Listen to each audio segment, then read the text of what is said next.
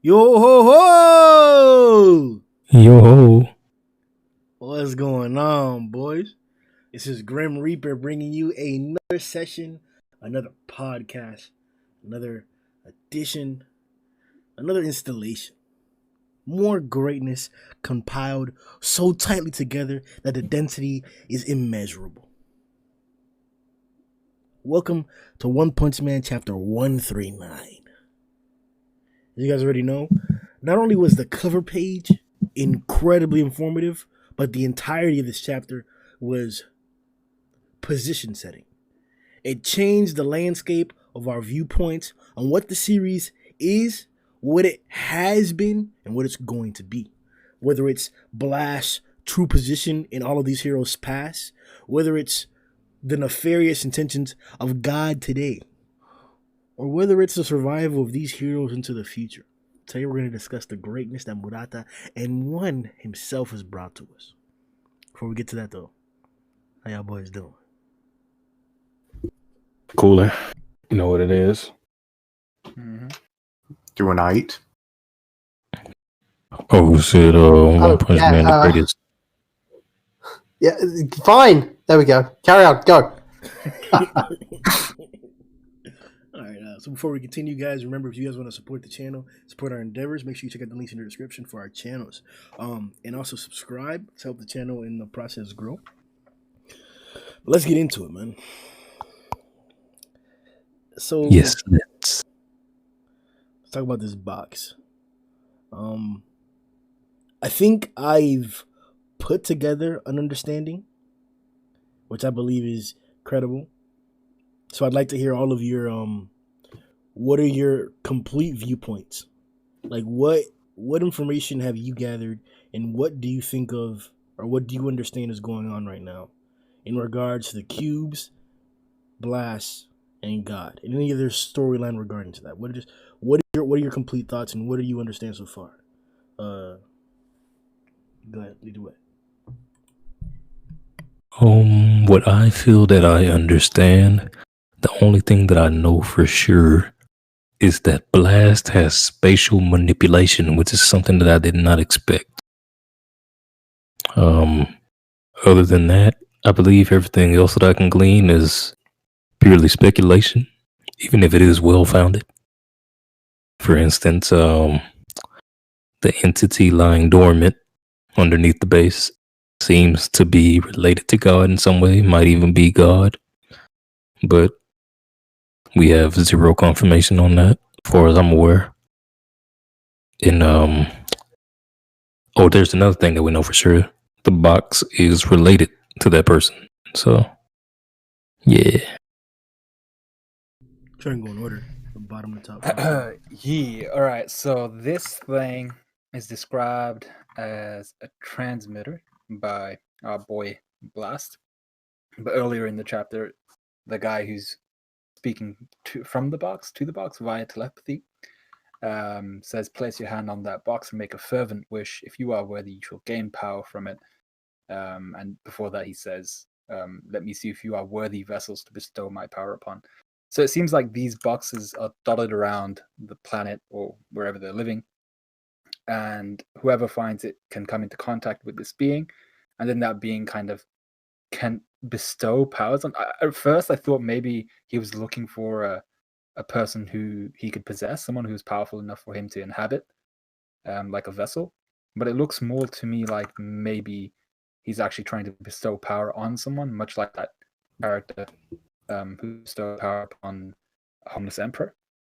I'm not sure what the confiscation thing is yet, but I think this box, if you kind of make a wish upon it, almost like a Dragon Ball, it gives you an ability, or it gives you an ability that reflects your wish.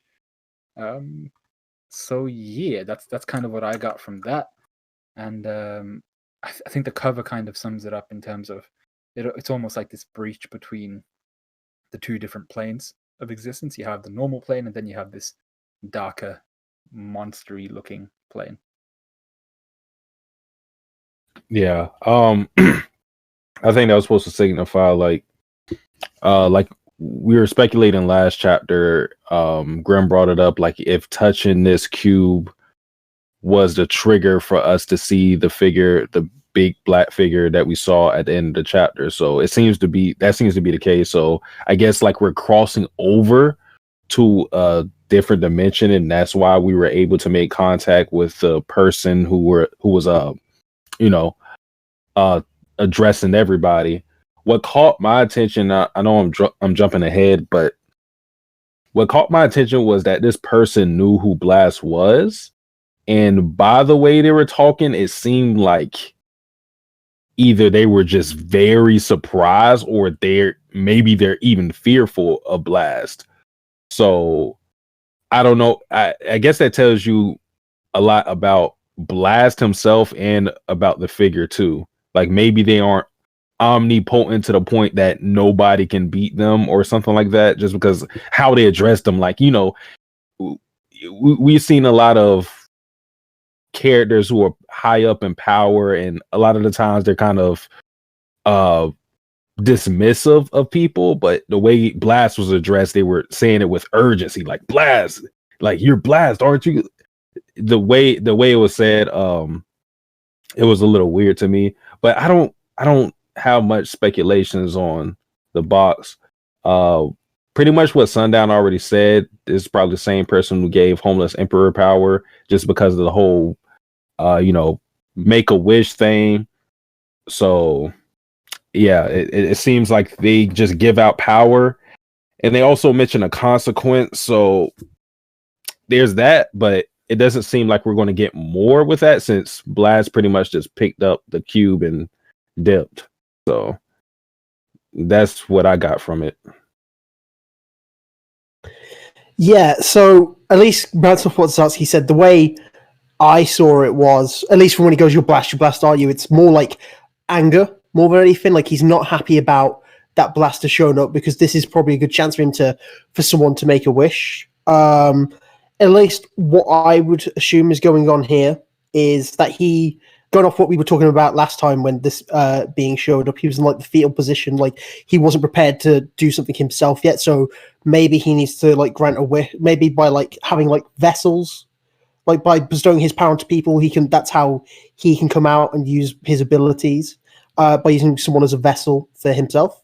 As for Blast, obviously bouncing off Steve-O's space manipulation, he doesn't strike me as the kind of person who can use this stuff. Like he doesn't strike me as like, I obviously don't know, we don't know enough about Blast still, but he doesn't strike me as the kind of guy who is a person who is like super technological, like a Genos or Dr. Kuseno. So I wouldn't be surprised if like he has like a person, kind of like a person in the chair helping him out. And I wouldn't be surprised if that was Metal Knight by any means, because Metal Knight was against going into the. So he wasn't concerned about the Monster Association, because if there was a bigger threat, he was more concerned about them, which might be whatever this being is. If Blast is there, and we know Metal Knight's quite old from at least the one little panel we saw of him, so I think there could be some link between Blast and Metal Knight at least. But yeah, overall, that's all I've really got in terms of speculation. All right. My thoughts on the box. Obviously, transmitter, he says it outright. So it isn't like a prison or anything like I mentioned in the last podcast. So, but still, how many of these things exist? Do they exist on other planets? That would be an interesting thing to know. But given that he mentions, 3 people at one time, how unusual. So this is probably the first time he's encountered someone in a while, hence the fetal position. He's just kind of been bored and just waiting for someone to finally seemingly, make contact with the box. Though they do kind of make heavy notice that, it doesn't seem like everyone can perceive the messages that it, transmits. So that's itself worrying, because you would think it would all be encompassing on everyone being able to get those kinds of messages, but apparently not. But yeah, I'm still thinking there's going to be more god level threats out there you know? But maybe this is the only true God in the series as we see it so far. And hey, Blast is finally here. But yeah, where's he getting the tech? Because it seems to be actual tech and not a superpower that he just has. So, yeah. I don't know who would be giving it to him. I would assume some organization that we've yet to really get to know. But space manipulation, that's pretty cool. To the point where it can even distort time itself. So what I've gathered so far is that as we saw, the reason why they actually aren't able to see what's going on.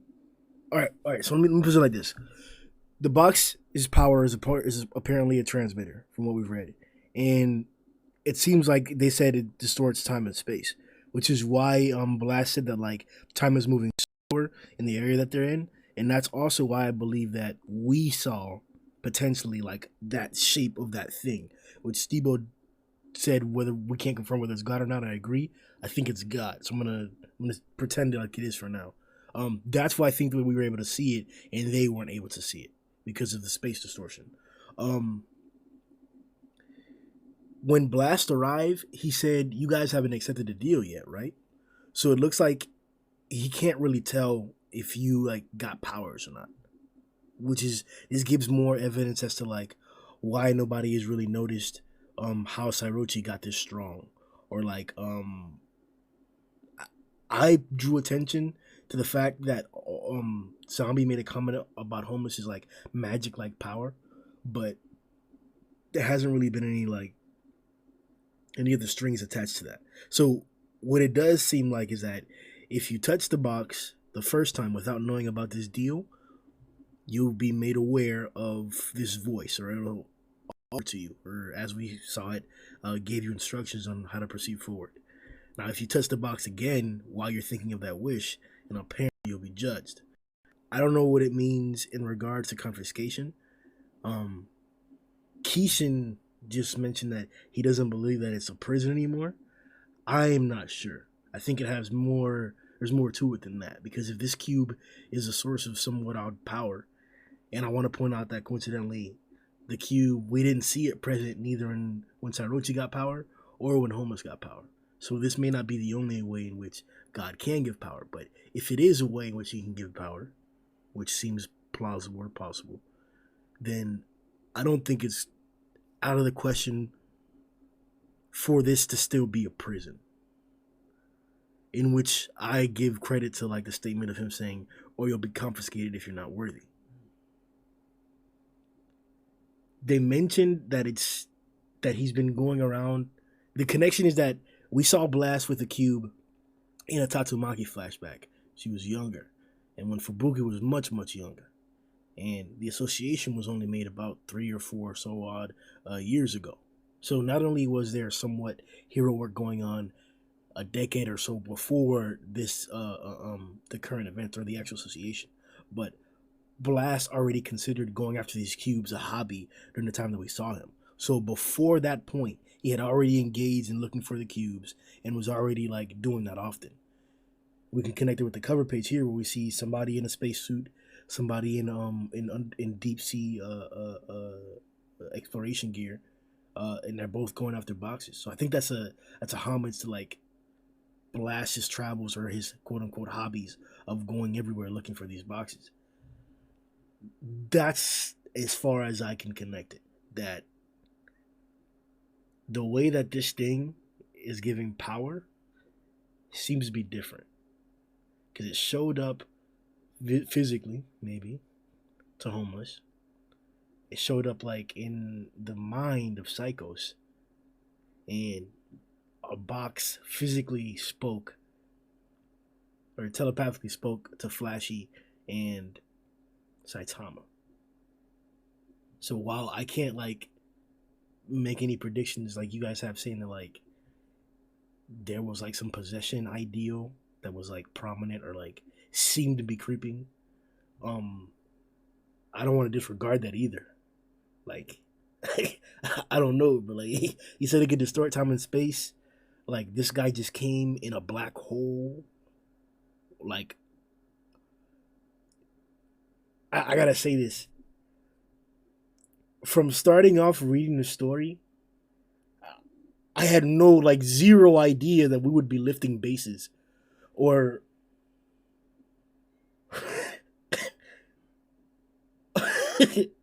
like we've escalated what my expectations of One Punch Man were twofold now. Like and I mean it like literally. Like people say, "Oh, it's crazy." Like no, like it's a whole new level of expectation. Like I don't know what to expect now, bro. Like are these niggas gonna be like how do you fight somebody who's making black holes to travel? But like what is this, man? Like what? And this guy's like just you touch the box and you get powers. What? Like like what is I don't even know what's going on anymore, bro. Like somebody cut half the earth. Like this is just a whole nother level of what the fuck is going on here, bro. Like I don't mean to curse, we just broke the rule, but like this is my expectations have been blown. So I don't think any predictions are like too outlandish or crazy. Like damn. Well, One Punch Man is a series where you can have something like this. I mean, we have Saitama, who is like such a broken character, but that doesn't really affect our enjoyment of like seeing what's going on, because it's structured in a way where just because like our villains don't have to progressively get stronger. That's already been proven with Boros, because you know, there has been some discourse on whether Sairochi is on that level, but even before that was introduced, I mean, we still had a gap in the strength of the villains in between that were obviously not stronger than Boros. So it's not a series that the villains have to get stronger and stronger and the stakes have to rise in that way. Just because we can focus on different characters, different things can be introduced to tip the scales in the villain's favor. So just the way One Punch Man is, just because this is introduced doesn't mean everything's changed. There's stuff introduced that I feel like will be prominent for the end game, but I mean Blast is going to be out of the picture, so, and I guess the cube and this plot line is going to disappear for a little bit as well. I don't know how people are going to talk. Like, I don't know moving forward how they're going to handle this, because you know Saitama has information on this and Flashy Flash, so I don't know what they'll tell the association. But as far as them being in the story, I think we're going to shelf that for a little bit. Not for a little bit, for a while, actually. Because I mean, just like the notion of it's so outlandish. Oh, we met Blast and we touched this cube and it grants wishes, and we saw this giant man under there, and it'll all sound so ridiculous to everyone. So maybe this is what Flashy does after the arc. Is maybe because if no one believes him, and Saitama, depends what Saitama wants to do as well. I don't think Saitama's going to care, but maybe this is what Flash is going to do after this. He's going to be like, right, I'm going to try and hunt down Blast. I'm going to try and hunt down this cube and see what's going on with it. Yeah, it's definitely going to be treated like an alien sighting by the military. Because you hear about all the sightings that they supposedly saw, but like they're not supposed to like say when they see weird things that they can't explain for that reason. Because it's like, what are we supposed to do with this information? We're the military. So, yeah. I suppose the only way they probably believe it is because the one thing Blast said was, tell Sitch I said hi, or something along those lines. If he like, obviously no one really knows anything about Blast. If someone went to him and went, like, Blast mentioned your name, that could be the only way like anyone in the association could believe that they actually met Blast. Very true. Do you think it's possible that Flashy Flash could lose his credibility if he were to, go over all this information he learned that it's probably going to be unproven? Because I'm sure if anybody goes to that hole, they're not going to see anything. I think so, but I also think that there'll be more to it than that. As in, like, one thing we learned about Flashy was obviously all the secret, like, assassinations he's been doing. So if either he's like, say, like, if he's looking into something he shouldn't be looking into, then I wouldn't be surprised if someone in the Hero Association goes up to him and goes like, "But we know about this. You know, we'll keep it secret, but as long as you don't look into this any further, or for some reason they're telling him not to look into it, then we won't mention this and we'll drop this whole thing." Oh, kind of I a w- blackmail. I was just about Exactly. to bring up that question because it, all right. So I got into an argument the other day that somebody was they were trying to downplay like the craziness of Blast showing up, or how unusual it is for Blast being around. Like we were talking about how obviously the dialogue in this chapter alludes to Blast just bringing him to the surface and leaving, and probably not even showing up there. But it's crazy. Like Blast is here. Like a black hole pops up on the surface. These guys walk out, and nobody's gonna have any questions to ask. Like I don't think it's just gonna be like, "Oh, you're crazy, Flash." I think maybe not the exposure of this whole like cube scenario that's going on. Maybe not. Maybe they'll keep that under wraps for a reason. Maybe they can't have all the heroes going after these cubes because it'll mean all kinds of horrible consequences. Like it was the grace of Flashy and Saitama, to the grace of Flashy and Saitama, that Blast showed up, as far as we know. I'm not saying that Saitama would have touched the cube again to get a wish granted or anything like that, even though we don't know. Like he may have just done it to just be like whatever, and then it happens to not have an effect on him. Maybe Flashy would have just disregarded it because of his discipline. But is that going to be the same for Red Muffler? What about Moon Rider, who has a great desire to become strong and lead the way? How about the indomitable drive of Glasses? Fubuki always having to depend on everybody else or groups instead of herself? Like, there are plenty of stories of individuals who are falling short in their endeavors that I don't think it would be crazy for them to second guess whether they would touch this cube or not, or take after this mysterious situation. If somebody is as in such a perilous situation as homeless would jump on the instance to do this, then what other kind of like extreme could you be pushed to that would resort to you touching this box or accepting this promise? Like when Blast came in, he made it seem like it was a thing, like it was urgent, like, oh, thank God I got here. What was his dialogue? What did he say? You haven't accepted the deal, right? Mm-hmm. Okay, but that's basically what I was trying to get to though. Like he popped down his glasses and everything like that too. Like this is a step. Like he may have even had to engage in fighting Saitama and Flashy if they had accepted the deal. Like we don't have information to reveal, kind of like the whole Seven Deadly Sins thing, if he is possessing the people that he gives power to, or if he is controlling them. But I don't think it would just be that simple to just be like, oh hey, there's this whole cube storyline going on. Let's change the narrative. The entire half the heroes are going to be going after this now, or we're going to alert all the heroes of these cubes and be aware of them. Like I don't think that's going to be the case. I think it's going to maintain the secrecy because I still don't forgive Blast. Like, or maybe forgive is not the right word. Excuse Blast. Like the Earth was just cut, and you're not showing up because the Earth was just cut. That's not why Blast showed up. Because these niggas got next to the box. So, sure, these cube stuff may be bigger than what's going on right now, but when the Earth gets cut, like that's excusable, bro. Like, oh, y'all niggas got it. Like, I don't. Yeah, we still don't understand why he isn't trying to stop what's going on right now. He showed up. He's in a different realm, but as far as we know, like he teleported there, so he should be able to teleport anywhere. That's a big assumption, but it's just odd that he's here, but he's not helping with anything going on the surface. We don't know why that is still. Actually, I've got a little bit of a theory about that. Okay, considering that he's presumably distorting space, he could very well be distorting time as well when he teleports to places.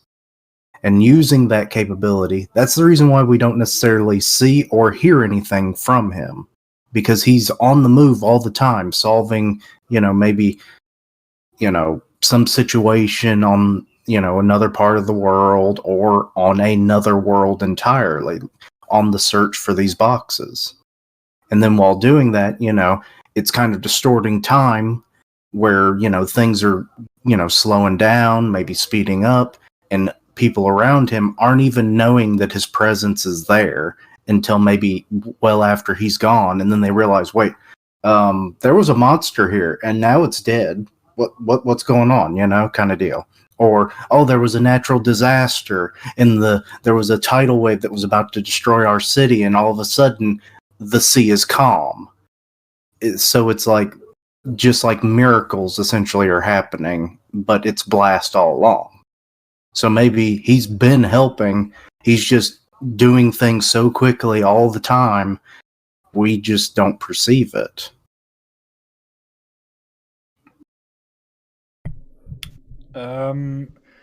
See, with Blast, I disagree with the temporal manipulation. I'm not sure if I agree that he can possibly manipulate time. My main kind of argument being that he seemed to teleport to this location where the box is being fiddled with, and he makes mention of the fact that time is slower, but he doesn't really attribute that to himself. I feel like that was somehow being attributed to the box. Yeah.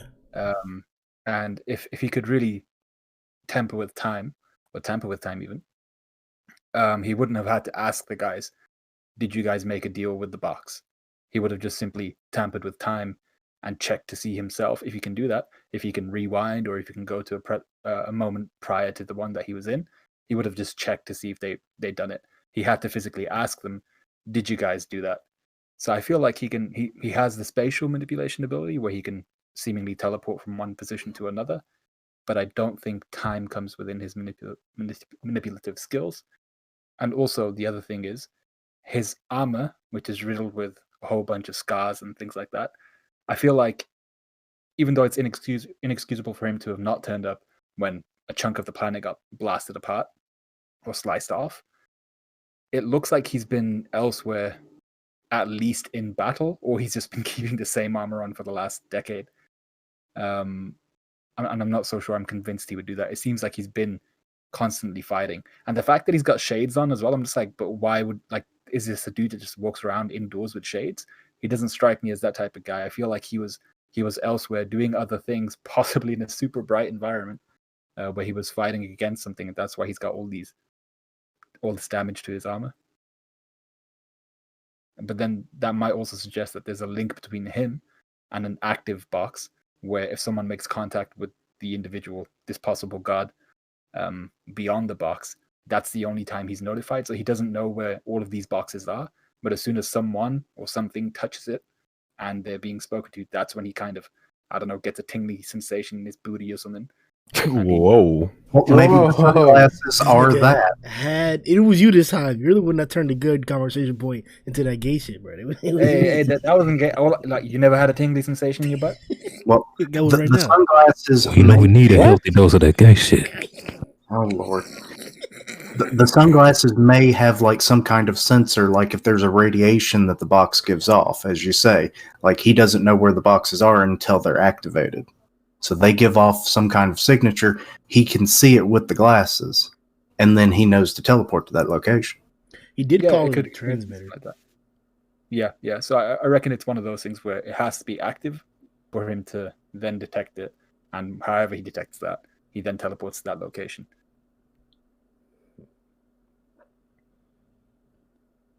This guy. I don't know. That is something like you brought up. I didn't think about that. Like, if Flashy got humiliated like that, who's out here cutting Blast, bro? God level entities.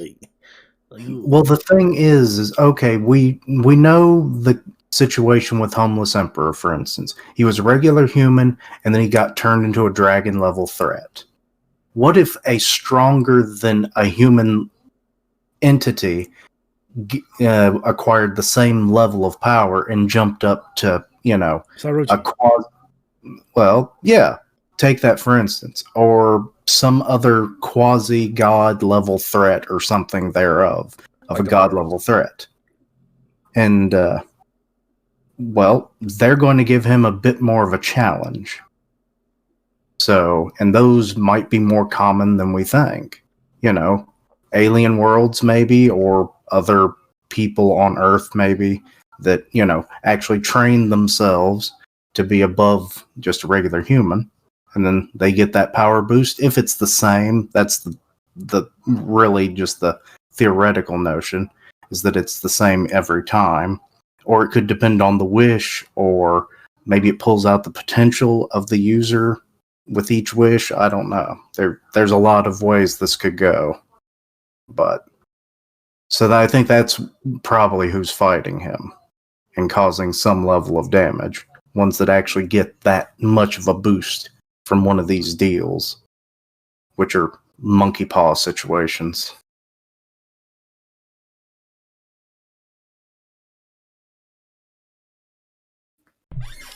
All right, so another talking point that we could get onto is Blast's abilities. What we're talking about is combat capabilities or seeming combat capabilities. He doesn't have a scratch across his face too, but Blast's suit. So I didn't like the first viewpoint of his design for his costume. He looked too bulky. But here in this iteration, I think it fits just right. So what do It does seem a lot more streamlined here, doesn't it? It does.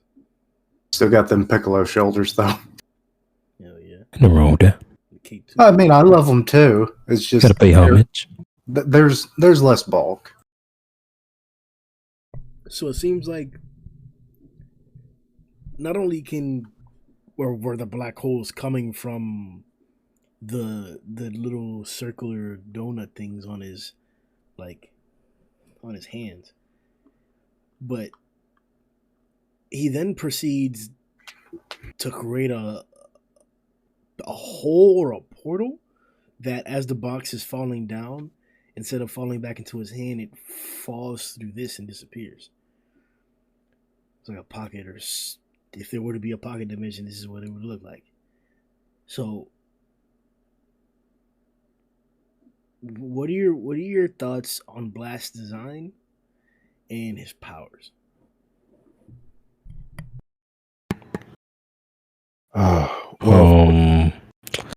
You can go. You can go and go. I was gonna say, I like the design. I don't really my opinions on it didn't really change too much. So, I think the design is cool. For his powers, this nigga seems to be every bit as strong as we thought he was, just from having flashy flash, like you said, getting embarrassed the way he did. He did it again.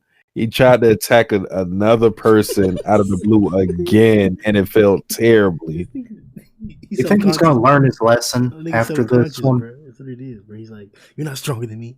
You're also not stronger than me."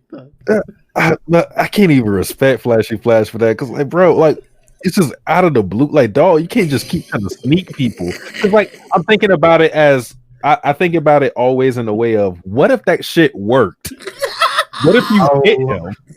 And you just killed somebody. And he was in Blast. Oh my god, that would have been the greatest thing if after all this time Flashy kills Blast. Just like that. And that's just how Blast ends. And we never hear from Blast terrible. again. That'd be incredible, because when they get to the final, that would have been awful. It would have been amazing. The final, damn it, where's Blast? There's Flashy hiding behind a pillar. That would have been one of the worst things I could have ever read in a manga. But yeah, Blast, from what we've seen is just, it could just, a lot of it could be on the suit, but obviously, I don't think the speed thing is on the suit. And the way he just casually did it, he just showed up behind him and said, "Hey, yo, chill, bruh. Hey, ain't nobody fucking with Blast." It looked like. Yeah, and the dialogue was like, he he got behind him and was like, Atomic would have cut me. He didn't say, all right. All right, bro. You ain't no Atomic, dude. Oh, shit.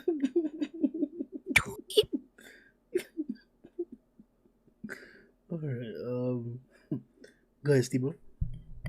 I like that nigga suit, man. You know, like saying earlier, I think it's like a Dragon Ball homage. You know what I'm saying? Because the shoulder pads, very Piccolo-esque, and the general design. You know, with the bevels and the multi layers. It's similar to like a Saiyan garb. The Saiyan armor is kind of similar to that, but it looks a lot more up to date, if you will. Like I feel like if the Saiyans would have had like maybe 200 years more left for their society, they would have got to this at some point. But that's basically how I'm feeling about the design, and I like that because I'm a Dragon Ball head, that type of nigga. I'm like, you know what I'm saying? I like to see niggas punch each other, and they was punching each other real hard, shaking planets and whatnot on Dragon Ball. You know what I'm saying? So Me too. So that was it, you know what I'm saying? So anytime I get something like that, you know what I'm saying? I like that. I also like screaming for an episode or more. Hell yeah. Nigga used to be ready to pass out in elementary school, nigga. Oh my god. Trying to scream and power up like Goku. Oh nigga. Oh man. Just yelling for no reason. Oh, y'all different breeds, boy. The folks think something wrong in the backyard.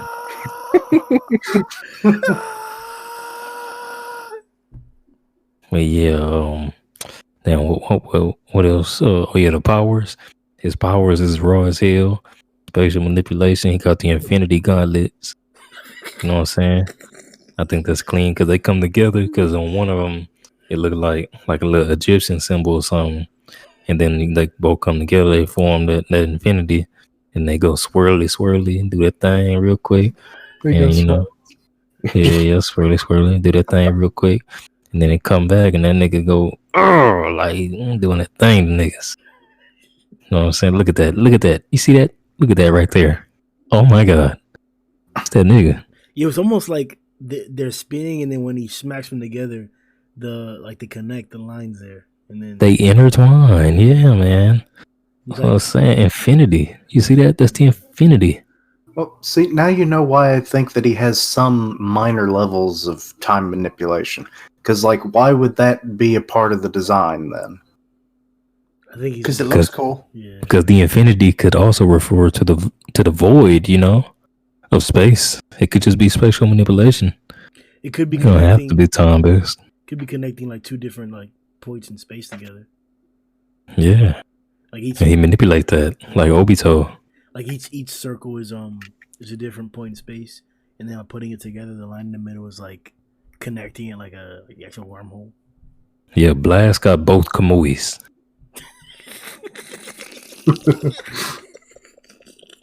So he basically a perfect Susanoo. What? Basically, that's about how strong he is. How many people you think he can fit in that ball with him? About 30 of them things. About 30. You think 30? I think 30. What'd you think? I don't know. It seems like he can make it bigger. Because when he first comes in, it's like pretty much on him. You know, it's not much bigger than he is, and he's kind of like curled up. But then, you know, you got Saitama basically just standing up straight in there. So, you know, it had to have gotten bigger. It looked like he was kind of stressing too, though. So maybe if he did 30, he'd like lose all his hair and his dick would fall off. Why the last one? Bro, this nigga came in looking badass. Bro, that's gotta be top 7 entrances ever, bro. Like, look that nigga got the Air Max on, nigga. Just came in. Back to the Future. Yo, what if he did time travel? What if he does have time abilities? Yo, Back to the Future. Because he got the Air Max on. Oh my god. Damn, I was gonna say something else. Oh yeah, that nigga gotta be hella strong because he didn't beat up hella niggas that we knew to beat up other niggas. Right? Like Elder Centipede, he did that thing. He did that thing to some of the ninjas too, didn't he? Or am I tripping? Was it somebody else? Yeah, somebody else. Who was it? It wasn't the ninjas? Where I get that from? I think you're thinking about most niggas. Most niggas embody the ninjas. Damn. I mean, he just kind of bodied Flashy to an extent, who defeated 2 of them. There you go. That's Oh, exactly yeah. what He probably did. He probably drove them niggas to the brink of extinction. That's probably what Blast did, because them niggas was getting out of hand. But I know we got something else for Blast though. Like what were the little tidbits of lore aside from Elder Centipede? That's it. Refresh my memory. That was it? Yeah. I could have swore it was something else, man. Everything else we got to hear. Oh, okay, all right. You are the One Punch Man historian, so I'll take your word for it. Dang. Oh, No. Don't. His ego's big enough as it is. We don't need it as a I thought that was a foregone conclusion. Yeah, I mean, confirmed, bro. What you mean? Of course. that's not agreed upon in the community. It's a consensus, my nigga. Like, Oh, okay, all right. Just making sure. of course, bro. Yeah, my nigga. But yeah, man, Blast gotta be strong as hell. Look what he did to Flashy without even doing anything to Flashy. Hey, nigga go crazy. But yeah, it would have been funny if he actually did like hurt him a little bit, but not kill him. You was wilding when you said it would have been funny if he would have killed him. I probably would have dropped it. You wouldn't be a part of this podcast anymore. Probably wouldn't be a part of this podcast. No, I probably pretend like I read the chapters and just join and troll. That would be kind of awesome, actually. Grimm deserved that for that fake reaction he did that one time. What you mean? What fake reaction? Oh, yeah, to the. Nigga, you know what I'm talking about. You know exactly. Oh, shit. No, Oh, 42 just pulled up. Nigga, the what? Bruh, I got these one. Fucking cracker, all these niggas film. This shit was the greatest chapter ever, bro. Nigga, it never happened. Oh, this guy. It's crazy when I make these references to all the old times on the old channel, and y'all don't know what I'm talking about. I got Most the of us fuck out of them niggas, bro. The whole community got the niggas. Oh shit! Bro, I think you had Roger in the chat, bro. Where this guy reading the panels? Oh shit, bro! Oh, wow. I might do that to these niggas. Oh shit! I'm getting a phone call. Oh god! Alright, oh. Oh shit! So, Steve did bring up a point that I did want to hit on before we continue with the Blast design opinions from Matt and Sundown. Now that we see a little bit, this guy let EC go. Is odd. He needed a toilet. What? I mean, when you gotta go, you gotta go. And he was like, "Oh shit, I mean, that Chinese food ain't sitting right."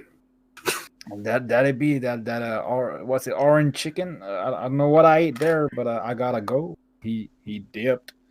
Had to teleport right back to where he came from. Does it hype up EC or downplay EC or like? Hello. No, I think EC just made out like a leaf. Did I get that wrong?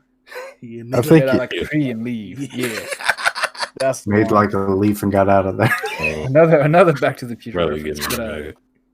yeah, and I think he just survived because my guy had to go, or maybe a box was found by someone across the planet, and Blast was like, "All right, I'm out."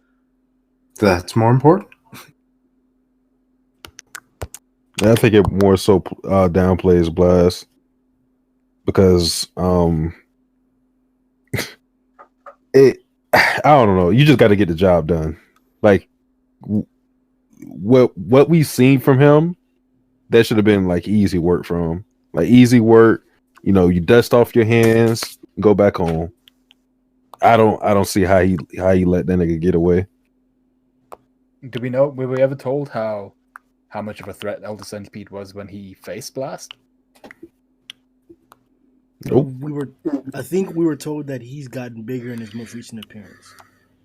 Yeah, I don't think there's a lot there, but I think he's at least still got to be at that dragon level because he was the Elder Centipede at that point.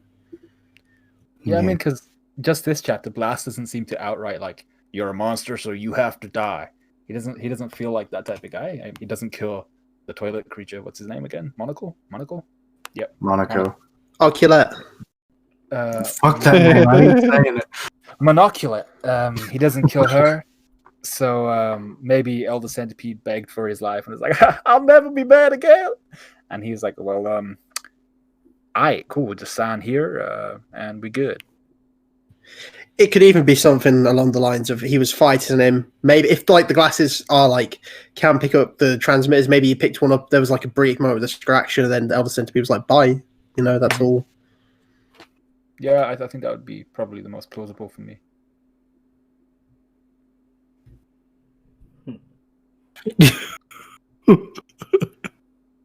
On this text return. What? You good there, Steve-O?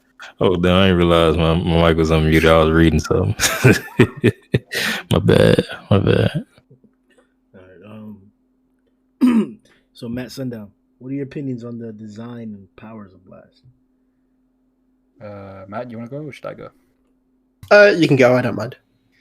Okie dokie. So his design, I think pretty much everything about his design has been said. The only thing, once again, that I'd bring up is how bastard his design is. I mean, even across his midriff, you can see deep cracks going across from where. I can't say midriff? Oh, okay. Go ahead. What did you? What do you think I say said? ass? I kind of want to know what Grimm was thinking right now. No, go ahead. Continue, sir. No, nobody needs to know because that leads to demonetization. Yeah, okay. Well, the other person didn't, but yeah. So across his midriff, he's actually got like some actual large cracks going across, which are that's probably the most damage besides the actual scarring in his outfit. So I'd like to know exactly like what has he been doing in that time that his design has been roughed up so badly.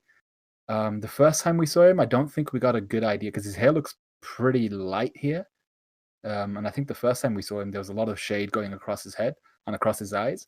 So we didn't get to see what color that was. So it looks like his hair seems to be lighter, or at least on one side, because the side that we can see on his left seems to be darker. That might be shading again.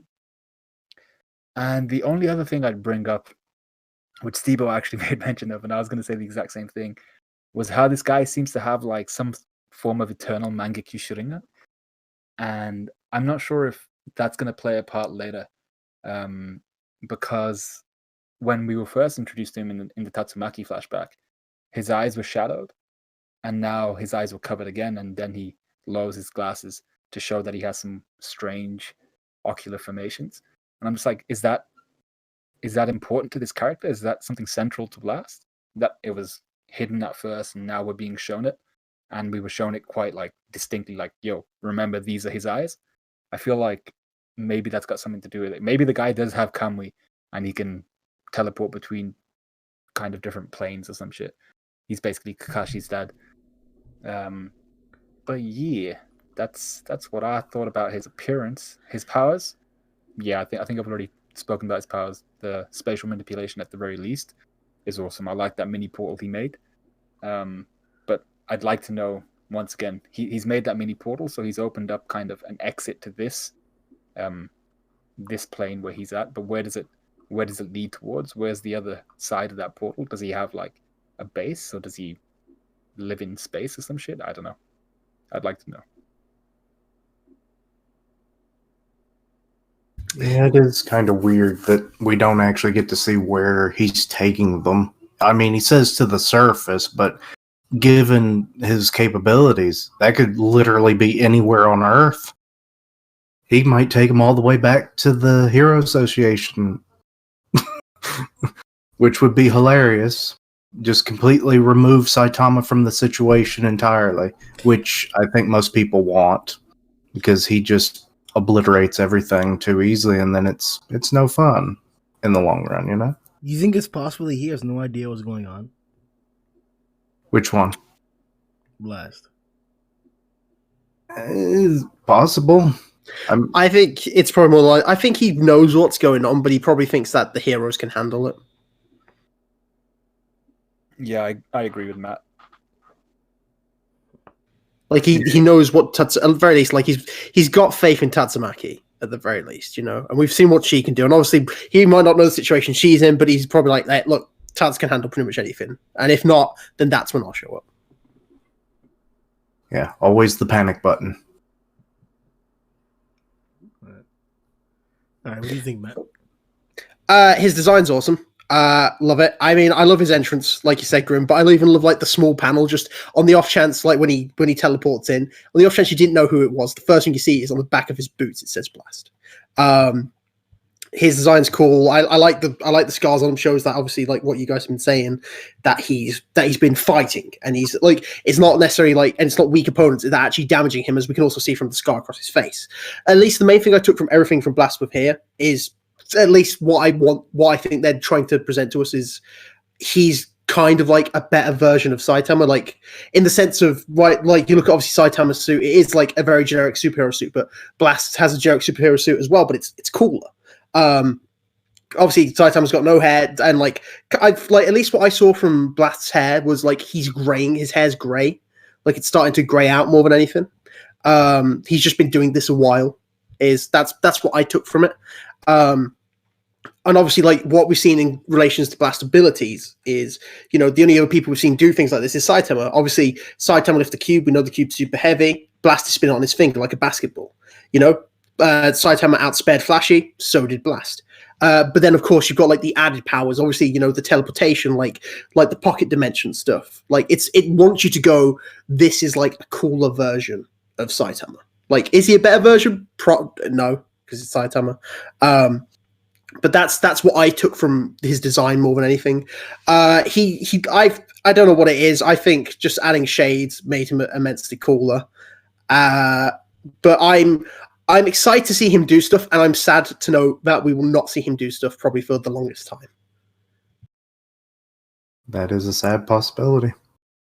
Oh, but also just quickly in terms of teleporting, I think he's going to literally drop him off up there. But what he says, of course, is that time works differently down there. So what I imagine is so that's like one Murat's excuse to literally drop them up there on top whenever they want to. Yep. So whenever like the situation starts to look really bad, that's when Saitama and Flash are going to jump in. So that way, obviously, Saitama isn't finishing everyone off, and then obviously you've at least got a Flash in a decent condition as well. Well, actually, another possibility, because time is it's just moving slower down there. Things are going normal topside. They may arrive after everything's said and done. Yeah, that's. I definitely agree that like it's going to be used as a plot device to not only position them in an opportunistic place, but also opportunistic time. I wouldn't even be surprised if they arrive next to the support team, and the second guard gets a chance to see Blast or something like that happens. That is what I like. I expect more so, because once again, there has to be some acknowledgement of like the overall presence of Blast. Like it can't just be that like, oh, these guys teleport here, walk out of a black hole, and it's all dilly dally.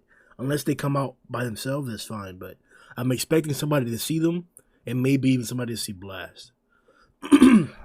I honestly, I wouldn't be surprised if like kind of the opposite happens, where, because we know how much damage the top's taken, and we know obviously the top's been distorted as well from Tatsumaki's big twister move.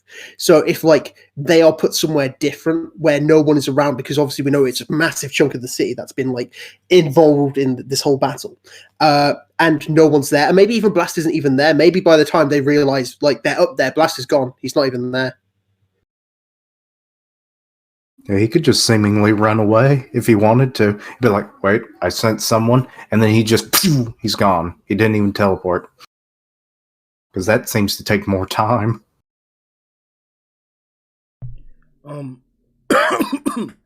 This is a side note in order to bring it up. And I actually want to give credit to an individual in the comment section who helped connect this. Because I mentioned in my review, I wasn't really like giving it too much weight, but he said that it actually had some weight to it. Not that it had any reference to the actual story, but I'll read the example and explain. So, in my perception of the events as I was rereading, it came to my mind that was it plausible if God was somehow involved in Saitama receiving his power? It's peculiar in this series that it was brought up, and it's still a gag to this very day.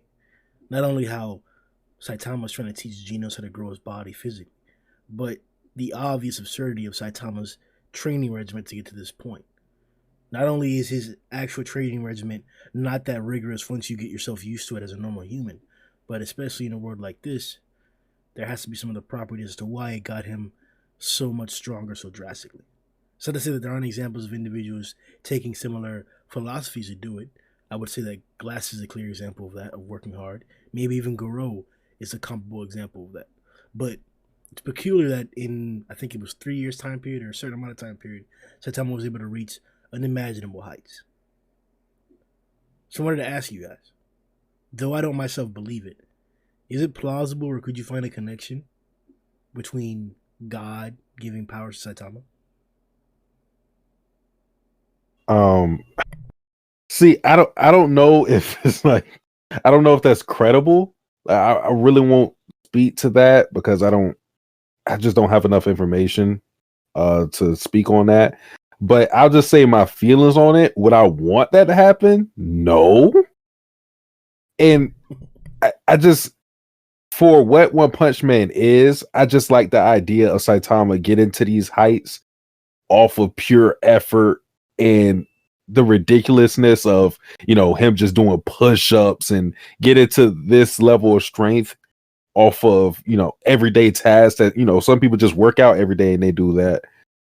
I like the idea of that. I would not like it if Saitama was bestowed these powers by a higher entity and the whole time he just did not realize it. I would not like that at all. I'm not going to lie. Yeah, I mean, one of my favorite Saitama lines is when he's speaking to Carnage Kabuto, and he says, like, a human's greatest ability is the power to change themselves. So it'd be a real shame if after, like, that was a really true line, and it'd be a real shame to learn if after all this time, Saitama didn't change himself through just hard work and determination. It was because he was chosen by God to do so. Sounds like Naruto. Yeah, but it's sick though, so we'll allow it. Sundown?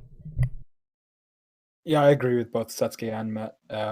If this was something where he was bestowed the power, I'd be like, but I didn't like Kaguya though, and that sucked. So yeah, I wouldn't be a fan. This is going to be something where I feel the more that we believe that Saitama actually earned his own strength, however stupid or however incredulous it might be, I prefer that over somehow this creature, maybe, I don't know, however it did it, gave Saitama power. That would be, I wouldn't be a fan of that.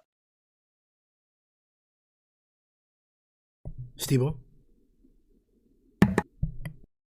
I'm sorry, what was the question? How would you feel if we found out that somehow God was involved in Saitama's power? Oh, that would be very weird. I don't really think that would be within the style of One Punch Man. Personally, unless God is the reason for everyone's ascension. Because the thing with Saitama, or at least as far as I've been able to understand it, for as long as I've been keeping up with the series, is that he's like all of these other heroes who have managed to advance themselves through whatever means, whether naturally or unnaturally, whether of their own will or not. But he just so happened to go even further than they have. No, it's not true. You don't agree with that? No, the story tells us it's two different things. Like, when Goro gets close to death, he breaks his limiter and becomes stronger. Saitama doesn't have a limiter. put something like that. Dr. Genius explained it like that. This guy, people get stronger by breaking their limiters. Saitama removed his limiter entirely. Okay, well, doesn't that mean he started off the same way though? Sure, we saw it. So then, what I said still makes sense, right? Continue. I think that was pretty much it. I think. Oh, tying it back to God. I don't really know if that would necessarily work. I mean, I could see it happening. I don't know how it would be received. I probably personally wouldn't like it, depending on how it's presented. But I'm open.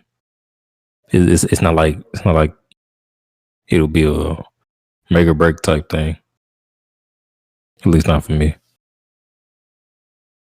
Not like Blast dying in his first appearance.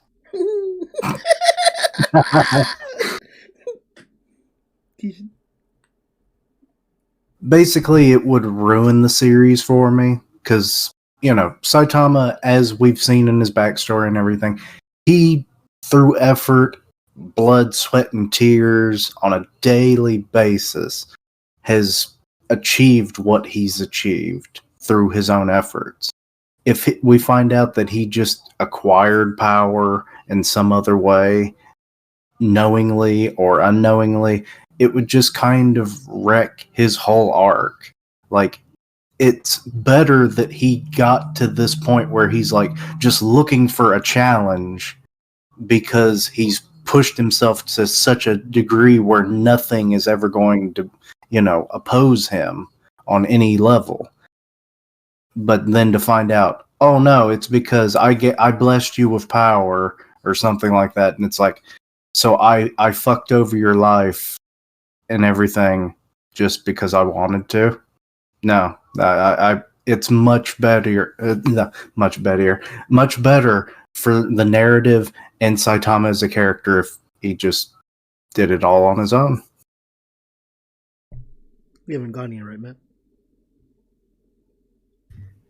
No, well, I pretty much agree with what Satsuki said. That's why I added that point of No, I mean, if you want it briefly, no, I don't want it because exactly what you guys have said. His whole thing has been about just growing stronger naturally, like through hard work and determination, that paying off rather than being blessed with something.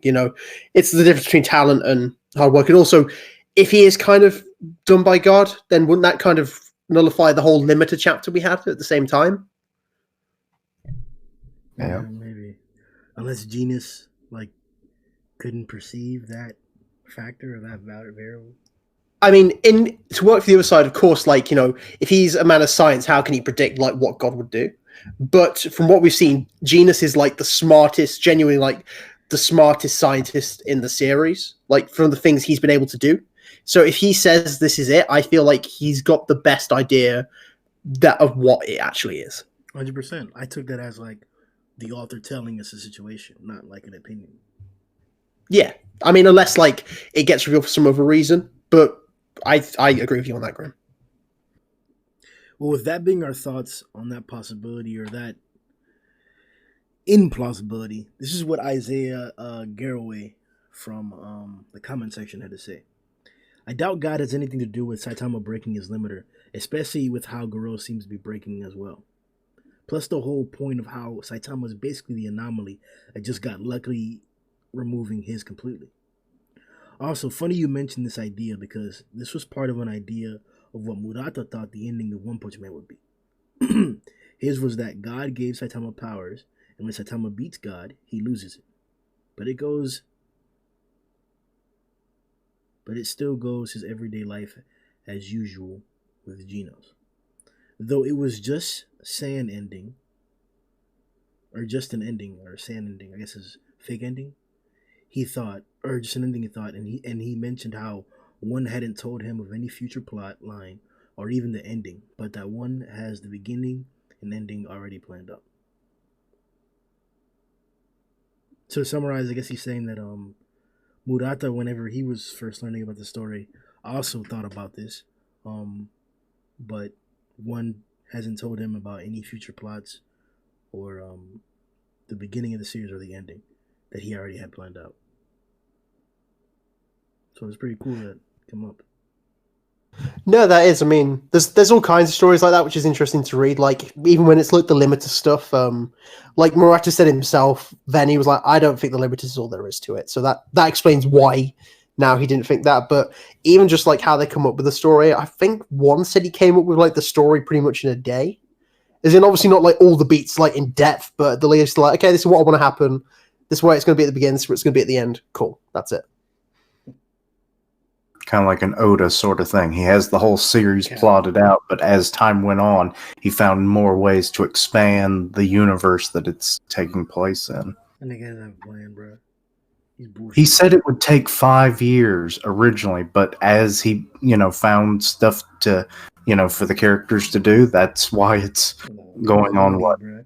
And then he said he's supposed to end Alabasta, and then once they saw that money coming in, no, bro, go ahead. Hey, look, man, maths isn't his strong point. Look, we know authors aren't. We've seen what Dragon Ball did with 5 minutes. We know what he's doing with 5 years. Just trust them that they're telling their stories. Don't go for time estimates, okay? If he says he's got 5 years left of One Piece, let's give him more than that. No. Okay? No. Listen, let's just let him be fair. Like he might say, I've only got 5 years left. Take that with a pinch of salt. Okay, we'll see you in 2032. That's fine. That's always the editors that say that shit too. They're like, oh, well, it's like we've got like 5 years left, and it's like, what? Yeah, they do have a problem with that. Editors saying one thing and then it not being true. We also have a problem with editors being trash. Well, there's a reason why a lot of them get replaced every few years. Well, the one who's fucking throwing all these redraws into One Punch Man and taking out the good redraws, we need to replace that nigga. I think it was one who asked him to change that. So smack that nigga one, bro. Oh, no. Why? You should be slapped for your own heresy on that one. No. Capping ass nigga. But let's go to some more capping ass niggas. We arrive to the quote unquote rear guard, aka the booty bandits, aka the background niggas, aka who?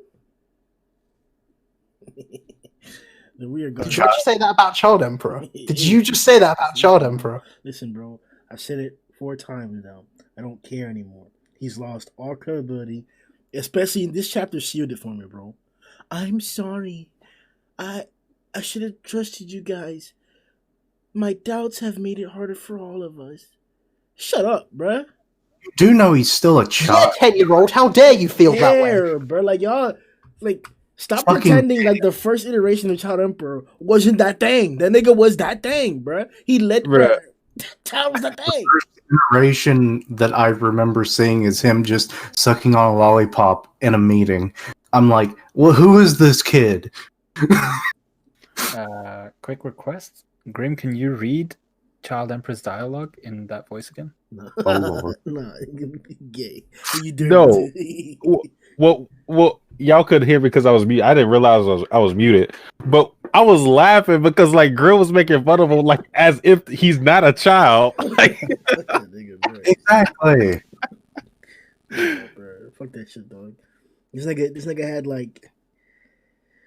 He was the ideal character. He was literally the ideal character. Like, he wasn't stuck in any of like the dumb emotional stuff. He wasn't making any stupid mistakes. Everything was like calculated. You saw all the connections there. The only flawed part in Child Emperor's character was the backpack part. The backpack was way too convenient, and that maybe you could find some limits to it. But there already was limits to it. He just had a tool set of like appendages in there. If they would have kept it to that, and then maybe give him like 1 or 2 more aspects, obviously it would have been fine. But like, I didn't see the need for removing all those tools that he had, all the little components of his character, all the abilities. Like, they completely changed the character indefinitely. He had the biggest renovation, and this nigga's ass.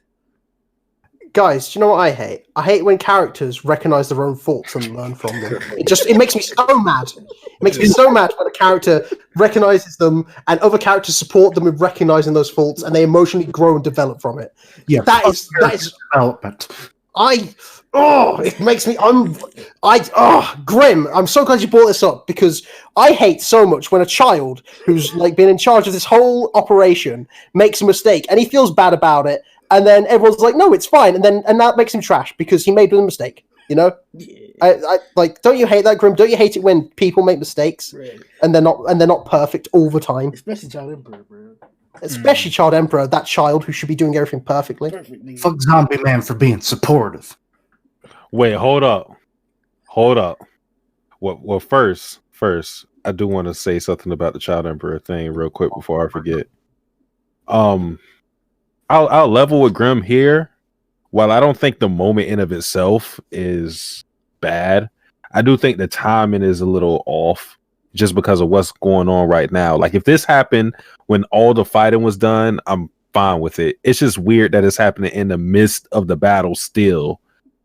They're not fighting people right now, but again, if this was done when the smoke clears, all the monsters are done, cool, and then Child Emperor is reflecting on his actions, I'm fine with it. It's just odd that he chose the time like now, because as we seen later in the chapter, Homeless Emperor just sniping niggas.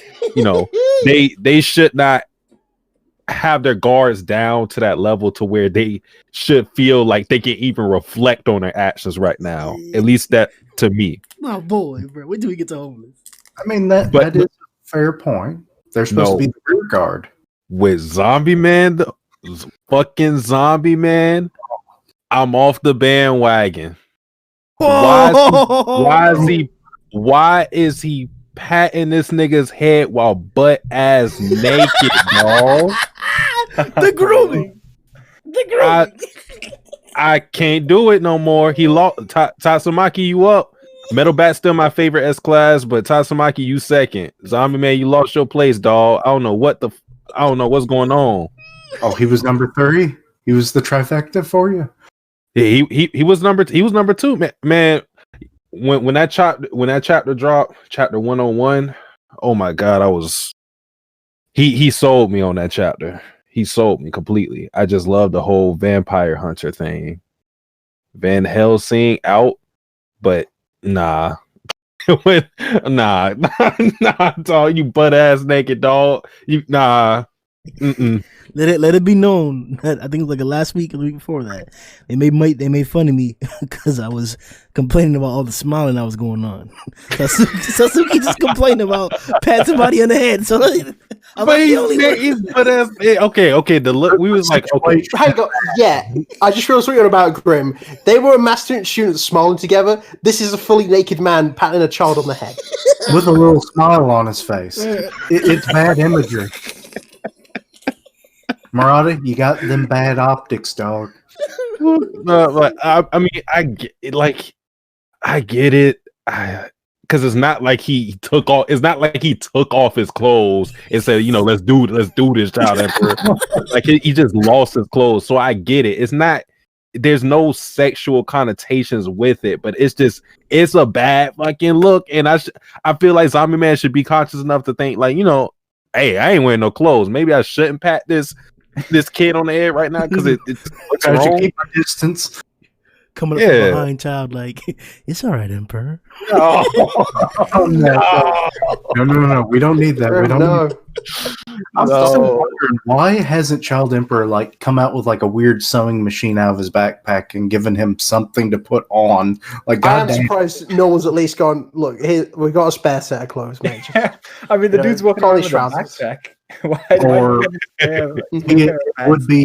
It would be an awesome moment for his character, but if Amaya actually like took off his shirt and it's like, put this on, motherfucker, goddamn. Just the shirt though? Yeah. Cover it up, there's children about. I mean, it's an ode to the realism of One Punch Man. You get the clothes blown off in fights. Realism. I mean, if we were being real, Zombie Man would have stolen that vampire's clothes and worn those because those were slick as shit. Bro, they were. Pure was badass, bro. But just to go back on topic a little, at least when Satsuki, at least what I saw with Child Emperor kind of reflecting on this now was more the fact is like everyone's having their moment. Like we saw last time, everyone was going up and doing something, and I feel like Child Emperor's probably feeling helpless, especially now, like that he's used everything he can do. And like this is the moment where they need everyone to pull together and pull their weight, and he can't do anything at this point, which is probably why he's reflecting on himself and feeling bad now. Yeah, I guess my gripe with it is, and it's not even like a big gripe. It's just I understood the other moments, like with Darkshine, because it happened almost in the not almost. It did happen in the immediate aftermath of him taking the L. Sweet Mass is a different case, but he never really even had a chance to reflect on it because he was just screaming the entire time. So like with Child, I don't know. I guess the reason why he's reflecting on it now is because he's seeing Genos do his thing, and Bang did his thing in the other chapter. So it's not that big of an issue. You think it would have been better if it was just like a monologue in his head, like, boy, I really shouldn't have led this mission.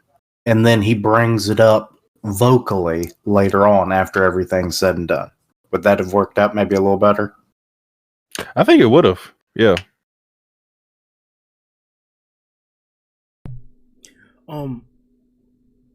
So aside from the whole grooming, lovey-dovey, obvious, The Koreans. All right, let's talk about homeless. yeah. There we go. No, not yet. The next part I want to talk about is the actual like. All right, so leadership, right? Mm-hmm. As much as it pains me, I loved the leadership that Child Emperor showed before. That's gone now. So, has one created a situation in which we haven't yet seen the leadership that we require, or is there now somebody else who has acceptable leadership? Like, what is your opinion of leadership in regards to the characters right now? Because, like, are you? Because I feel like we're being positioned so that later on he's going to attain that role. If that's the case or not, that's fine. But I want to address it like right now in the current situation. Is there going to be somebody else who's going to take that role in the meantime, or are we just going to be leaderless and deal with the issues of that along the way? I think one of Murata just created a situation where like he could grow from where he is now, so things won't come as easy.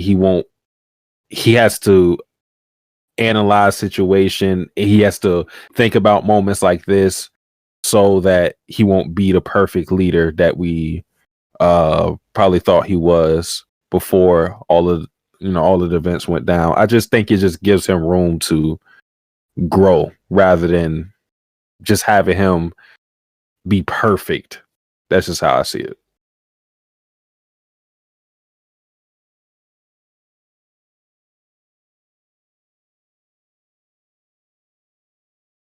Matt, Sundown, Steve-O?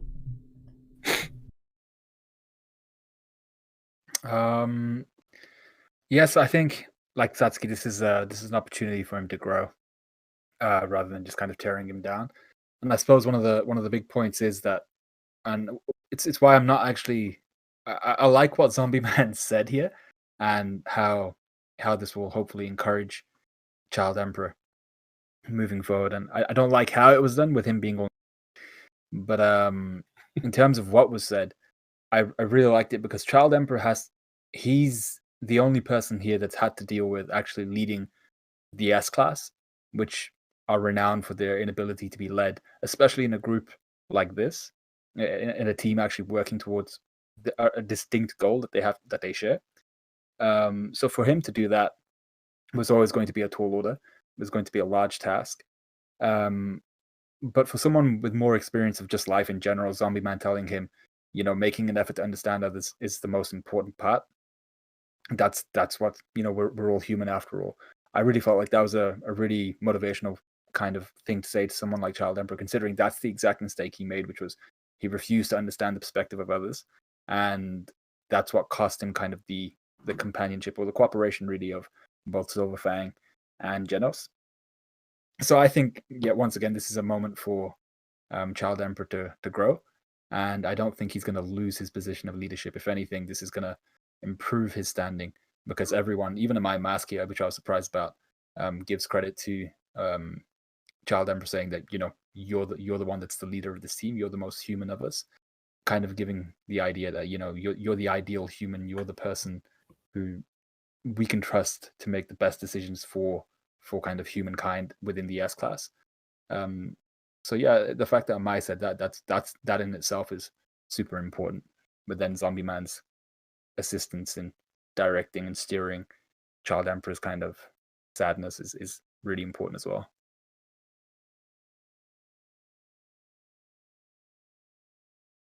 Yeah, I don't really have anything to add from that. I think I think Sundown just nailed it there. Yeah, same. Let's hop on to the other nailing part then. Arguably the second most exciting part of the entire chapter. Homeless Emperor's Attack.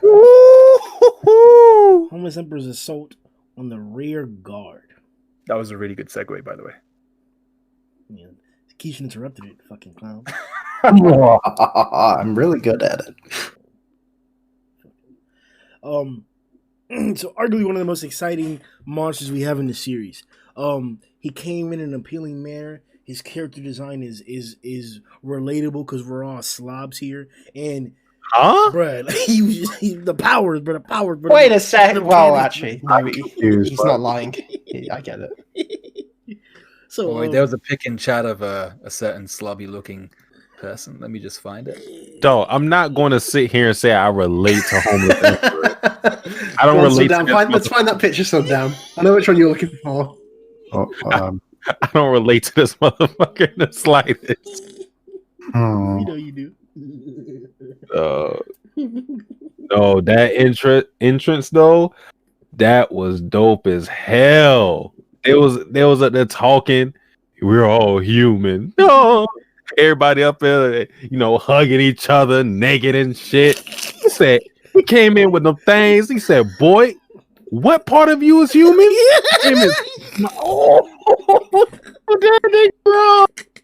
Oh shit! I imagine the smirking and toga too. What part of you is human? Yeah, he got good hearing too. Like, damn. Yeah. Weird thing is that it's the exact laugh. Grimm does the exact laugh Homeless Emperor does.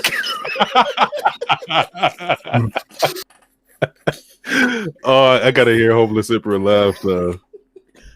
What? Right now? No,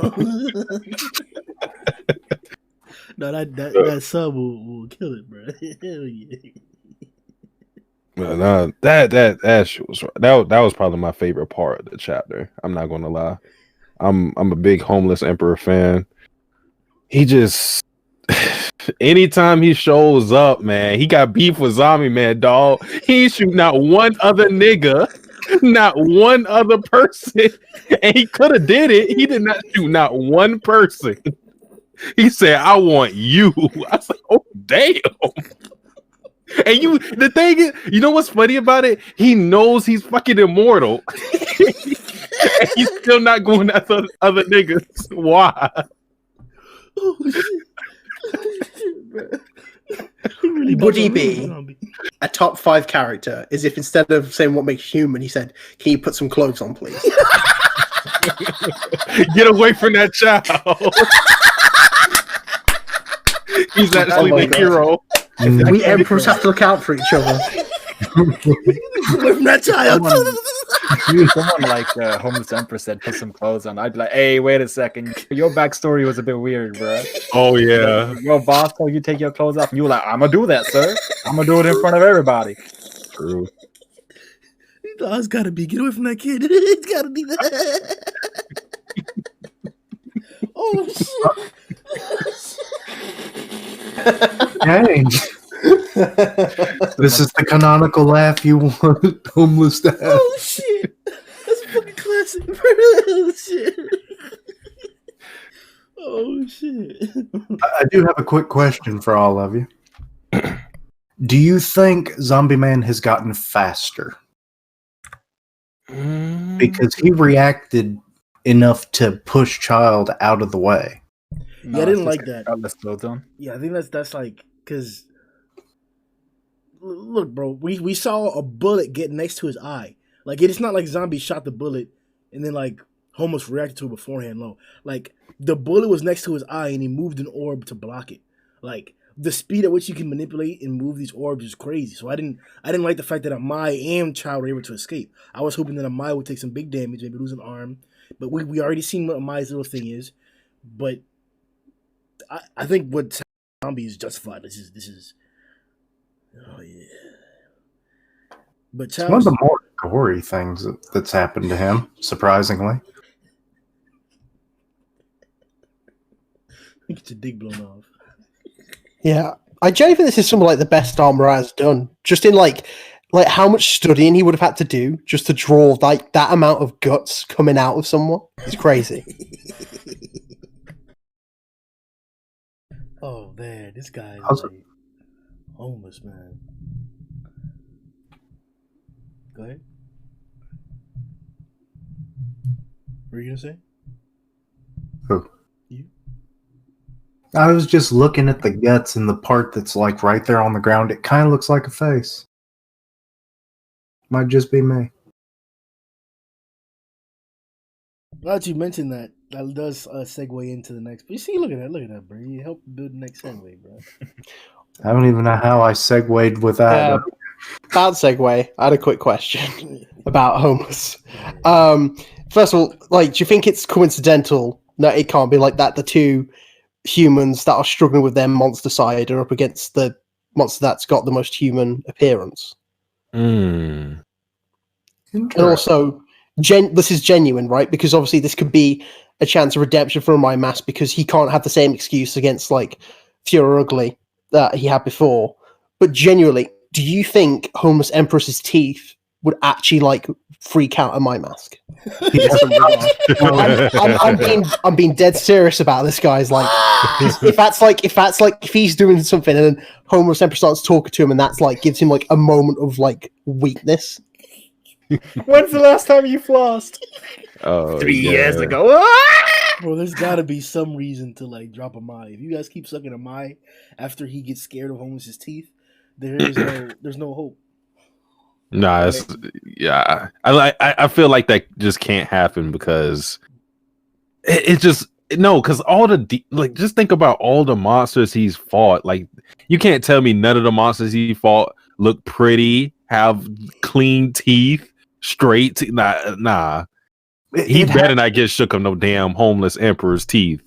It has to be because Ugmon are humans that became like more grotesque versions of themselves. That has to be the reason. It's like, ugly humans. I'm not a big fan. Regular monsters, they're not considered human anymore. So maybe that's where the line is for him. So this could be interesting. I think he'll just have like a twitch. He's like, those ugly ass teeth, but whatever. You just see him twitching the whole damn time while he's kicking his ass. That'd be justifiable. It'd be hilarious. That would be, bro. Homeless Emperor is so ugly.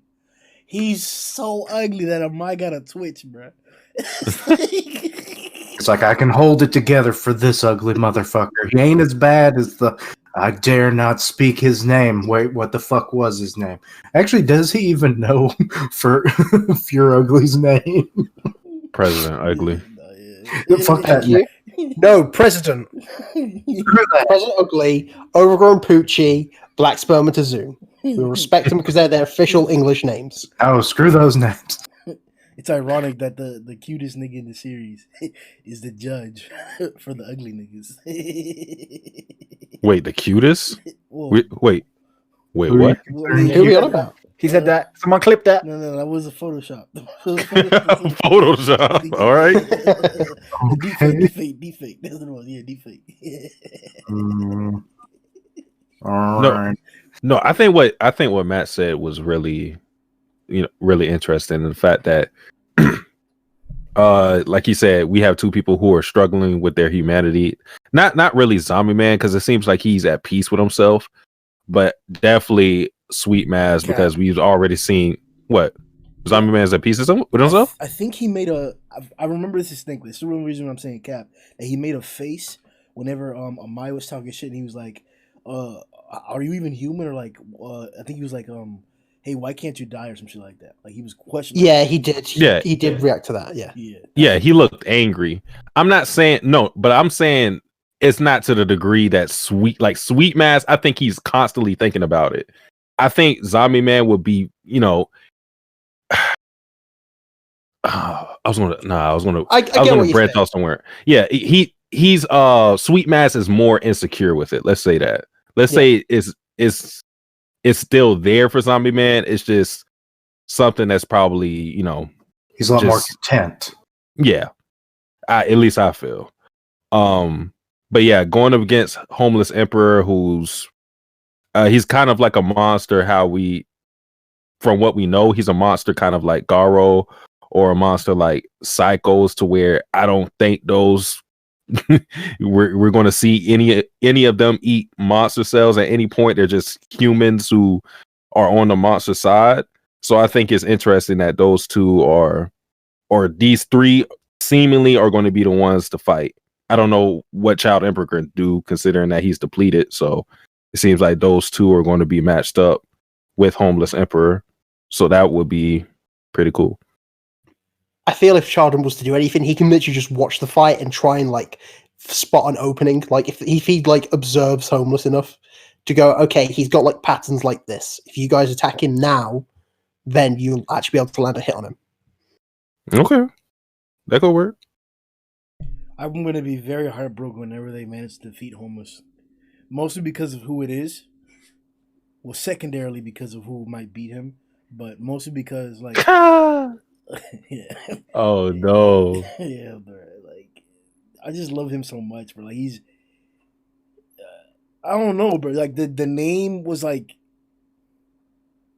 I don't know, bro. He's just appealing. Not only is his power appealing, but like he's just appealing in general, bro. Like he's a favorable character. He's a. I don't know about fan favorite. I haven't heard that many niggas like hype him up besides us, but like he needs to get a justified fight. Is he a top 5 monster for you? Strength or like favorites? Is it like favorite? I don't know. If you want to see Grimm's top 5 monsters, check out his top 30 strongest stream he did. All right, well, real fast. Top 5 favorite monsters. Oh, that's too hard to think about off the top of my head. I'm not. I will say Armored Gorilla is on my shit. You know, I just love his mentality. He said, "Bro, fuck all this monster shit." Just went shopping. You seen that one? What was old boy's name? Marshall Gorilla? I think that was his name. Yeah. Man, he tried to pull up on Cuz. He said, "Bro." He said, "What the fuck, man?" Oh nah, I love that scene. I gotta talk about. He said, "Man, what the fuck are you doing? You're gorilla bound now to the humans." He said, "Nigga, I don't know what to say. I'm just doing me, bro." Like, and then he tried to run a fade with him. He said, "Nigga, you forgot who I am? You better check my resume. You know what I was doing before you got here, nigga. Come on, man. Stop playing." He just be chilling. Like, I just love Armored Gorilla because he just be vibing. He ain't trying to start no beef with nobody. He just do his own thing. So I like Armored Gorilla. I really fuck with him. Rover, even though you know shit happened, I still fuck with Rover. That his entrance is one of the dopest in One Punch Man still to this day. When he showed up to Garo said, "Oh shit, it's that boy Rover," and you got that title. That shit is always dope. When they show the little title card, they give you the name Overgrown Rover. I said, "Oh yes, sir." Oh yeah. Oh damn. You know, you got to throw Boros on that just because he gave us one of the best fights in the series. So. Like, I'm not too hype about him, like, character-wise, but for what he did in the fight, like, you got to put him on the list. You got to. That fight did grow the fan base. Yeah. Yeah. That's the reason why I'm here. 100%. I think Homeless Emperor is on my list. Yeah, I think Homeless Emperor is on my list. And so for my fifth, Garo, shit. Yeah. You forgot he was a monster, huh? Yeah. So Matt, Yeah, so that would be my 5. What quick top 5? Showerhead, love Showerhead. I loved everything about him. He was stupid, then he had cool powers. And then even his death's incredible, where he tries to match Rover's blast, and he's like, "If I go all out, maybe I could stop the blast," and immediately just gets one shot by him. It's beautiful. Like he's probably the high. Like if I had to tier him, like I just love Showerhead. He's one of my favorites. He's stupid, and I can't describe how much I love him. Deep Sea King, I'd probably put in top 5. He was a proper villain. You really want him to get one shot, and you get so many great moments from that. You get the introduction of Puri, you get his fight against Sonic and Genos, and obviously the amazing moment with Moomin Rider, and he's just a real scumbag. I'm going to put Orochi in there, because Orochi, I felt like he had the presence more than anything. Like, his fight against Garo is one of the greatest in the whole series, without a doubt. And the amount of times I've gone over that fight because it's incredible. Like seeing how he grew and changed, and even his fight against Saitama was brilliant too. I'll give Garo on there, of course, because he's just a great character in general. And then Phoenix Man, I'll put as number 5. I love. Right? No, yeah. I'm like, Yeah. you take all my picks, bro. Phoenix Man is like both. I love him pre-redraws and rem redraws as well. Both are absolutely fine with me. Like he's great. He's just a cool monster. He's great designs. Whether you like the Brilliance Eagle or the Penguin, I'm a fan of both. He's sick, and he introduced new ideas and things to the series. So it was just a really cool idea.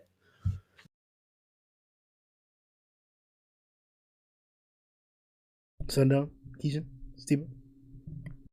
My top 5 is Homeless Emperor, Overgrown Rover, Elder Centipede, Garo, and of course, Boros. Clean. Thank you. I'd have to say my top 5, I'd go Phoenix Man, because I love transformations. He gave me all that I needed with that. Evil Natural Water, he fascinates me. Like, what the hell is his origin story? And like, does he really think? I guess we might find out someday. Then let's see here. The monster that actually released him, I got real attached to it to the point where I named it Albino Saber. I hate that it died like not even 5 pages after he was like shown like limping down the hall. It's like, I gotta release him. And then he gets eaten. Good lord. Garo is an easy pick as well. I mean, the fact that, he kind of just that progression of monsterhood is just great. Let's see. How many is that? 4? I don't even know for the 5th one. So I move on to the next person. All right.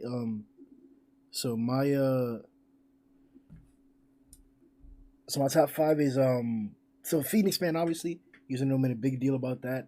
I loved like just reading week to week, having the character get stronger and stronger, coming podcast to podcast back to back. Is he dead now? Is he dead now? Is he to come back? Like, and then the badass designs after every single reiteration, like it was a whole roller coaster with Phoenix Man. It was one of the most exciting parts of this arc. I loved it. And I got Melzigard. Like, I even got some panels to why. It's really like the design and what the character did at the time. Like, Melzigard was so appealing, bro. He took on like 4 S-class at the same time. One of them was a cool ass samurai, a badass martial artist, a nigga with a bat that we haven't seen anything about him. he was weird. We were gonna see more, but nigga with a bat, and then the big buff naked nigga that fought a deep sea king. Like, bro, it was I was like, no, you fought all of them, bro. You still going, bro? And then like I posted the panels and for the people like Murata put in so much work. Like Melzigard actually looks really good. Like he looks. There's so many panels where he looks badass. I loved it. The single one, where he looks like big and buff and strong, and he's got like his single head out where he's screaming and stuff. Like it was. This guy was definitely a great character. Pure Blood's design too. Oh my god! Like Satsuki made it. Like everybody made a big deal about the chapter. It was 101 when it came out, but like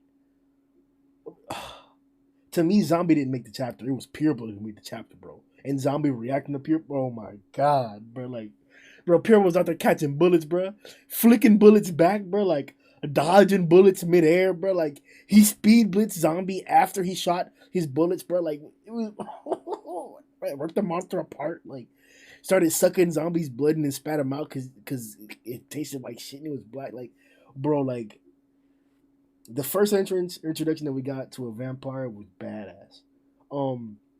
Obviously have to mention Boros, Goro, and Homeless. I know that's 6, but like how you gonna stop me, bitch? Like you always know. It's like the top 30 stream all over again. It's top 30, and you had a top 35.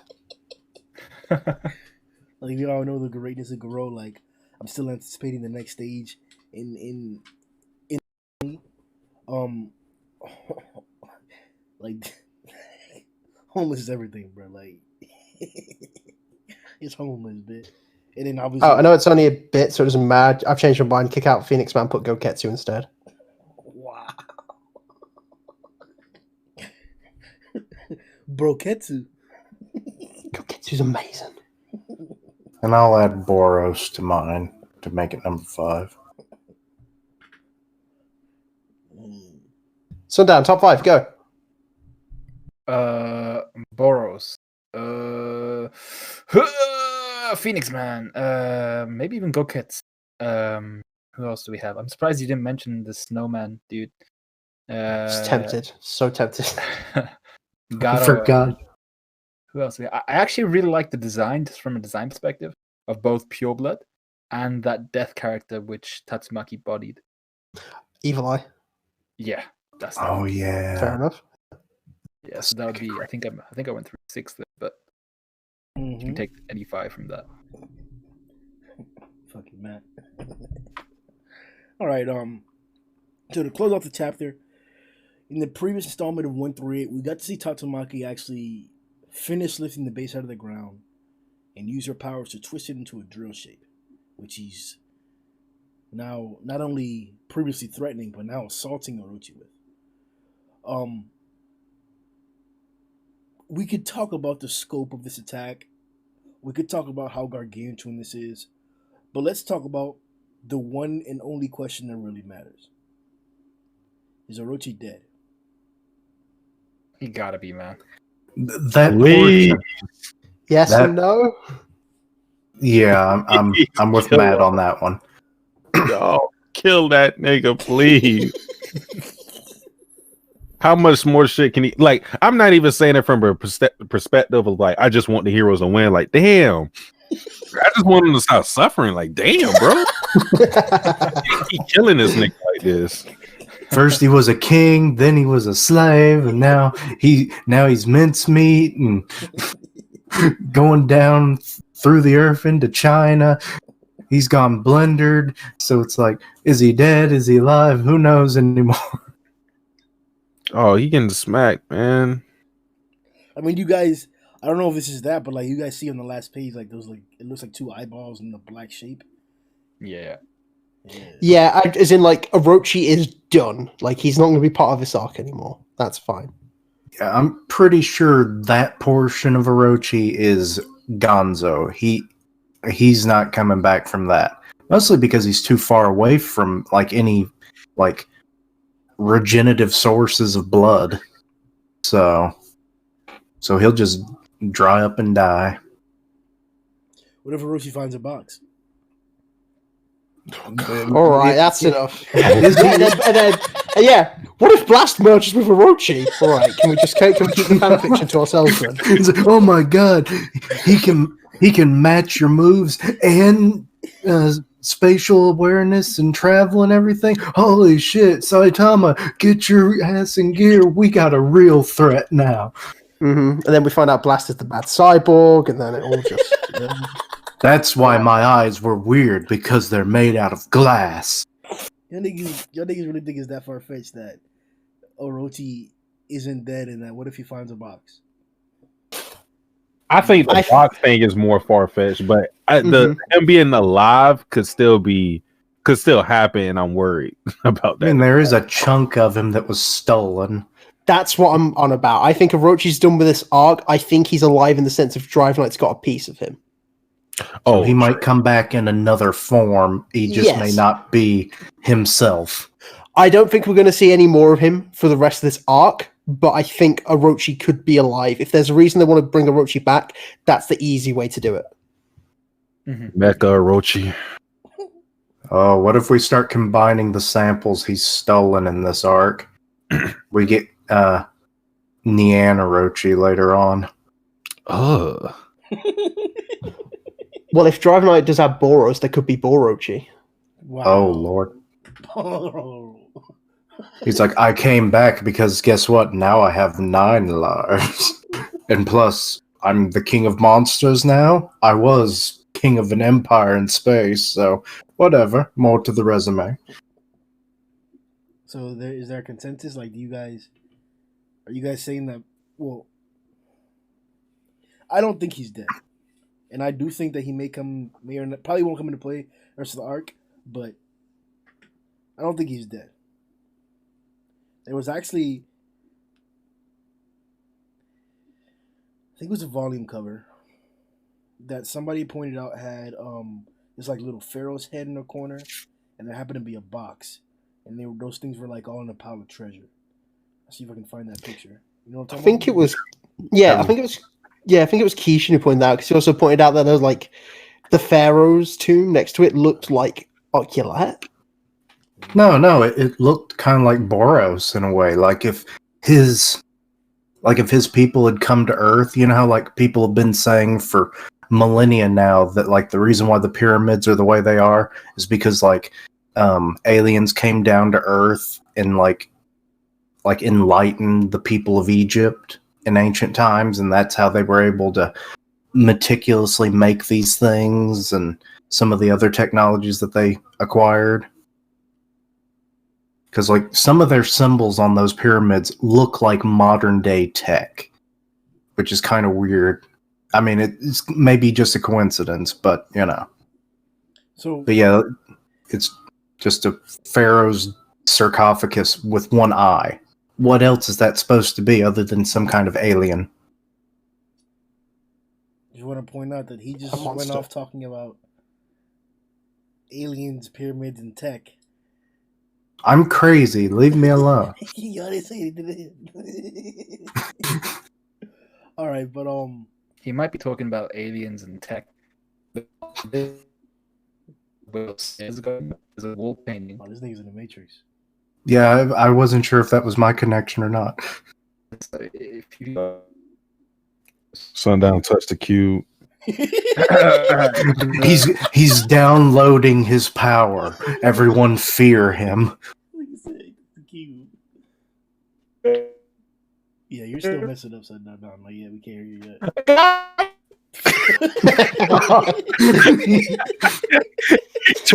That was the digitized scream of a desperate man. He tried to do the Super Bowl shit. He tried to scream his way out that motherfucker.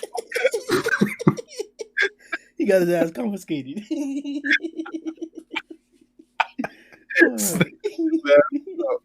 All right, well, we trying to find a way to get Sundown out of the box. You guys go ahead and like the video and subscribe. We'll be doing a lot more content based on this chapter and the upcoming chapters. So make sure you check the description for all of our channels. Subscribe and like those videos. If you want to talk about the topics that we discussed in this video, the theories, if you have your own theories, if you want to give your opinions about what we've said directly and address us, hop in the comment section or check out in this link of the Discord in the description. That being said, we'll see y'all boys next time, man. Yo ho ho! The mural's weird.